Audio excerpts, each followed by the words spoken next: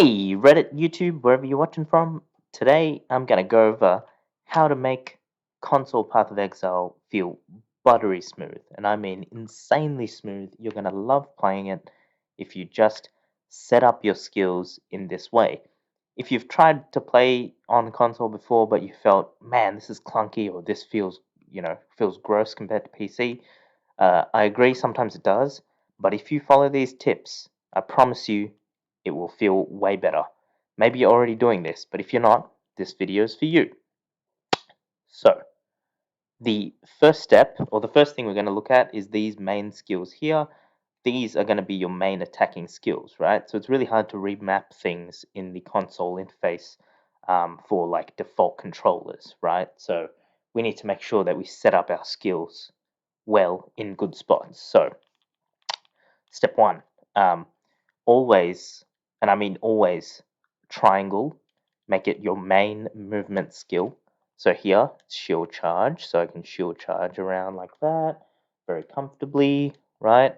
And the main thing is, what we use, if there's a skill we use often, we want to have a straight thumb while using that skill. So straight thumb, triangles to bind there, and I shield charge or move, whatever you want to put. Um, whatever movement skill you're using, doesn't matter, dash, flame dash, whatever, put it on triangle, right? Next thing, main attack skill. Your second straight thumb button is square, right? Or if you're on Xbox, whatever, just remap these to Xbox terms. Square. So we are basically hitting triangle, right? And hold it down. It's very comfortable. When I'm going through maps, I'm kind of like going triangle, square, right? So throwing out shields or throwing out the skills, whatever. It's pretty quick, pretty fast. It's fine. This is a low level character. Obviously, on a high level character, this would feel way faster. I'd be kind of going like this, right? It'll look and feel way more fluid.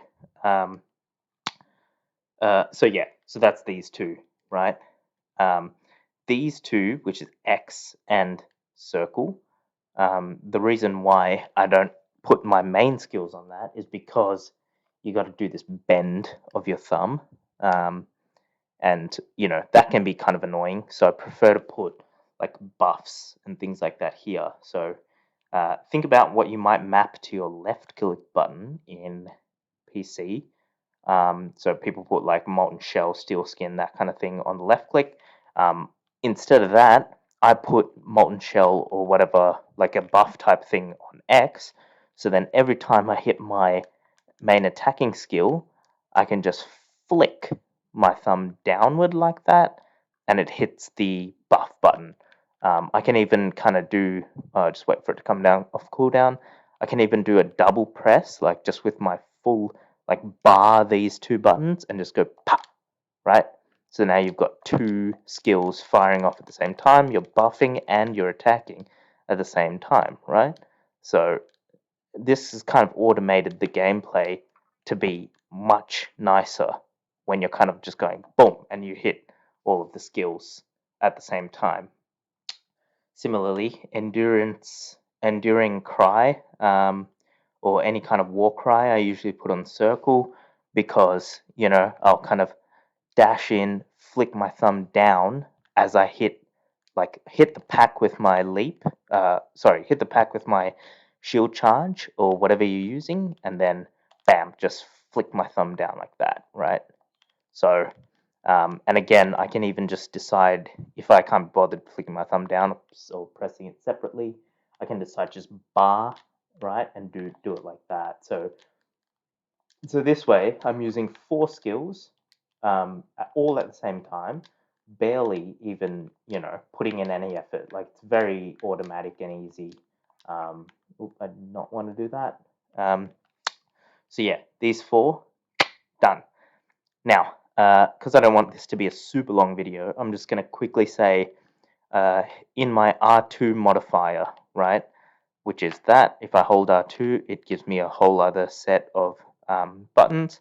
I put my alternate movement skill on the R2 modifier, so that is, in this case, the leap slam. So if I'm kind of shield charging around, I just R2 and triangle to just jump over gaps, and like, if my character gets stuck anywhere, I can just leap out, right? So it makes it much nicer. Or it's a good way to kind of move around or get around the map fast and easy. These ones, you can put whatever you want there, right? They're not too hard to hit. And similarly, I can, like, if I'm hitting, boom, boom, boom, and I hold R2, it will, like, keep casting what I was doing before, but then I can basically just do a double tap and, like, do whatever's in the R2 square modifier as well. If you like to play, 2-button builds like I do, I love 2-button builds, you don't need much here, right? Don't overcomplicate by putting heaps of skills there. L2.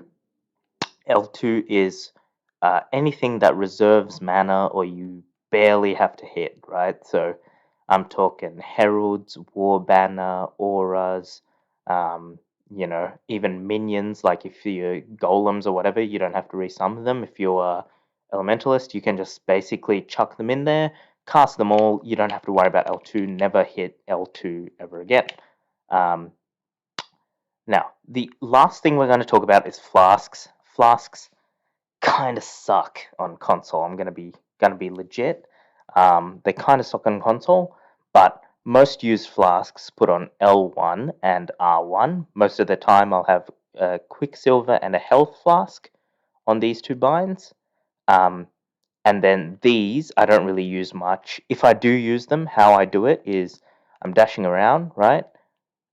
I move my thumb off to start attacking, and then as I'm doing that, in one swift movement, I kind of do a half circle all around like this. Like, it's kind of a way to kind of do a bit of piano movement, but like that's how I've kind of always done it. But how I would recommend you use your Quicksilver is just to use an instilling orb on the flask, get a modifier on it called use flask when a travel skill is used. So every time I shield charge, I'm just getting passive movement speed. Then you don't have to worry about your Quicksilver at all. You don't have to worry about the bind. Put like your most major flasks on L1, right? So L1's very quick bind to do. If you're like, oh shit, L1, right? It's easy.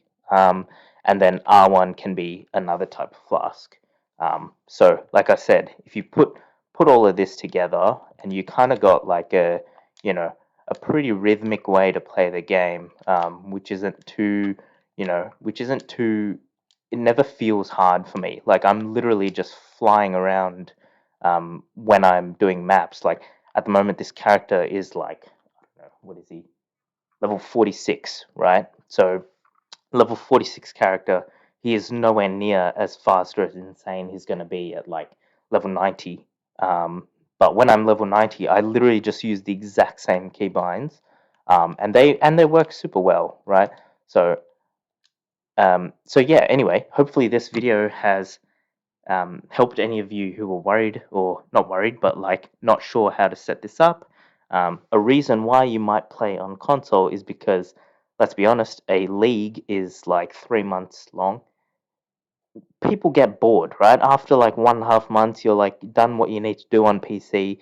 Jump on the console, right? It feels like a fresh league start. It's amazing. And I just play SSF usually on console. I play a build that I didn't play on the um, PC. And if you guys want, I can make another quick video talking about builds or skills that feel really nice on console and which ones feel awful on console, right? So I'll see. I mean, if this video helps anyone, then maybe I'll make that other one. So yeah, thanks guys, and I'll catch you later. Have fun.